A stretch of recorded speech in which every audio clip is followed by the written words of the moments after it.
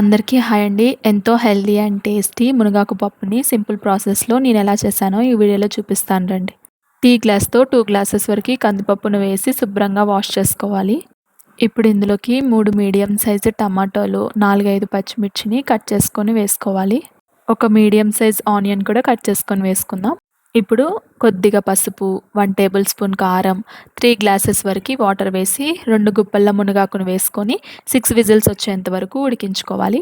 ఇప్పుడు నిమ్మకాయ సైజ్ అంత చింతపండుని నానబెట్టి పక్కన పెట్టుకోవాలి. 6 విజిల్ తర్వాత 1 టేబుల్ స్పూన్ వరకి సాల్ట్ వేసి మెత్తగా మెదుపుకోవాలి. ఇప్పుడు ఇందులోకి మనం ముందుగా నానబెట్టుకున్న చింతపండు వాటర్‌ని పోసి స్టవ్ మీద పెట్టుకొని ఒక 3 మినిట్స్ వరకు హై ఫ్లేమ్‌లో కుక్ చేసుకోవాలి.